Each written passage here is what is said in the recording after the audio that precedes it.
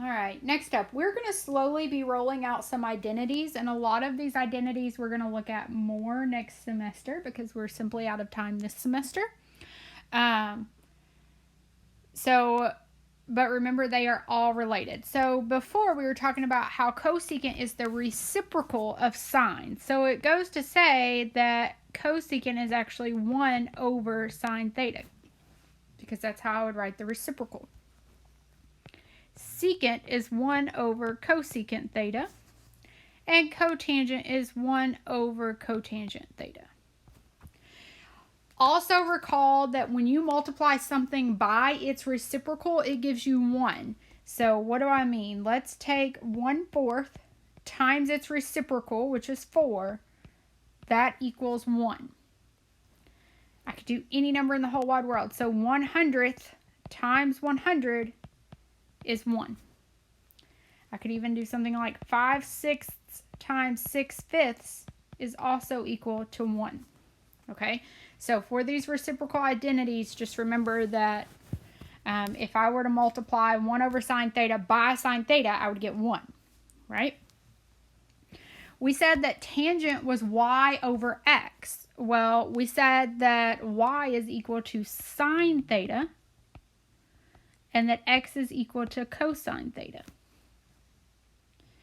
Since cotangent is the reciprocal of that, it would be equal to cosine theta over sine theta. Again, these are the most basic identities that at minimum I ask you to memorize.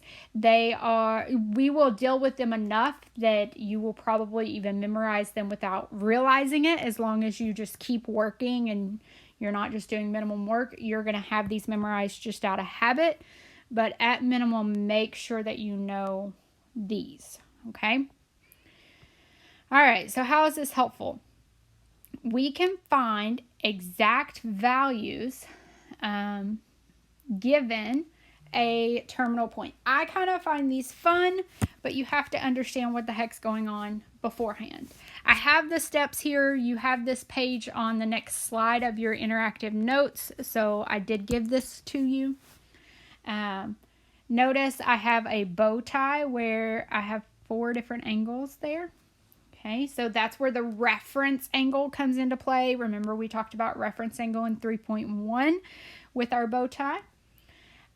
Also, remember that in quadrant 1, both the x and the y are positive.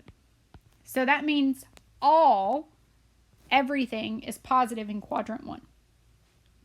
Remember in quadrant 2, our x value is negative and our y value is positive. So what's positive there is sine and its reciprocal, because if tangent is division, and if I think about the positive divided by negative, it would give me a negative number. So the only thing that's positive there is sine and cosecant. In the bottom here, cosine is negative, sine is negative, but if I divide those two by each other, that gives me a positive. I'm writing the wrong thing in these boxes. So it does stand for sine,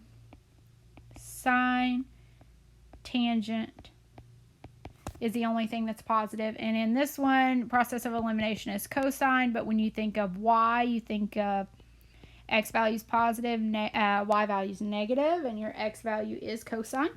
But again, when you divide, you get a negative. So there's a little acronym to help you remember the order of those letters in case you don't remember. It's all students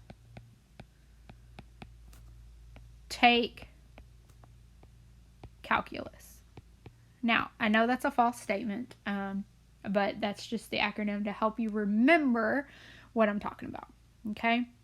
So if I have an example that says find the exact value of each of the 6 trig functions, what we're talking about is I want you to find sine theta, cosine theta, and tangent theta, and the reciprocals. So that's cosecant theta, secant theta, and cotangent theta. okay? I need to figure out which quadrant -2, 5 is. So -2, 5 is in this quadrant. My actual tick marks there don't really matter. That's just to help me. Now, I want to know what is the acute angle with the x-axis, so the reference angle. Well, that's going to be this angle right here, creating this triangle right here. Okay? So I know that the x is -2. I know that the y is 5. How in the world would I find the c value? You guessed it, Pythagorean theorem. So a squared plus b squared equals c squared.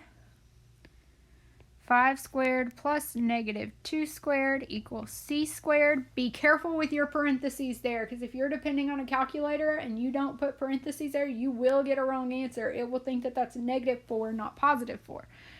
So 25 plus 4 is 29.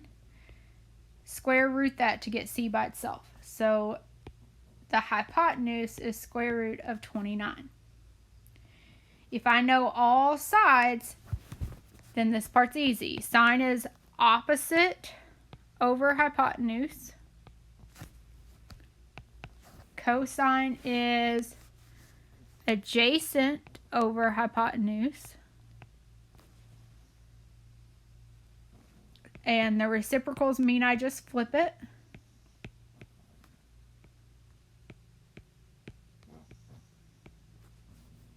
Okay. And then tangent is opposite over adjacent, and a positive divided by negative is negative. The reciprocal of that is -2/5.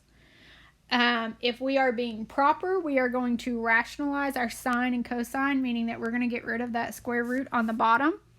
We're going to do that by multiplying the top and bottom by square root of 29, which will give us 5 square root of 29 over 29.